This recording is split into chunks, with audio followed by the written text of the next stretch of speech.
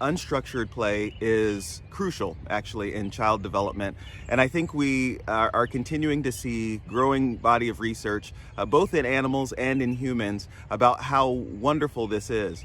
And, you know, I think from a parenting perspective, we know what the gift of play can mean in terms of, you know, joy and creativity in our kids. But I thought it'd be helpful for us to just kind of review not only some of the basics and fundamentals, but why unstructured play, so play where we let, you know, kids kind of dictate what happens, that it isn't a pre-planned, pre-packaged, totally arranged, or we're driving around the city to make it happen.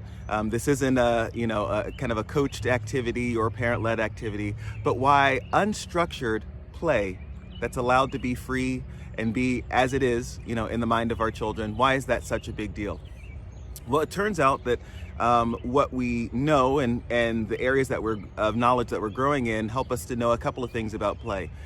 One is that when our brains are engaged in play, we're actually exciting the brain reward circuitry in our brain, right? And so there are natural feel-good things that our body and our brain allows us to know and to tap into that help us in an abundance of ways. And so it's just enjoyable. The other is, it turns out that unstructured play has a really good way of also decreasing our negative stress response that can come on for a host of things.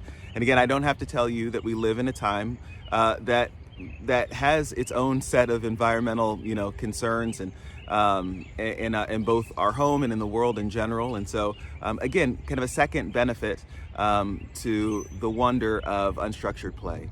Thirdly, executive function. So often the kids that I'm seeing who struggle with this significantly, so you can think about, you know, maybe kids with ADHD as well, but even kids without that, we know that they test better, that their focus and attention are improved with moderate to vigorous cardiovascular activity, you know, every day and at least several times a week. And so all of these things work together to help us to feel confident in recommending allow our kids to just play and express themselves in their play.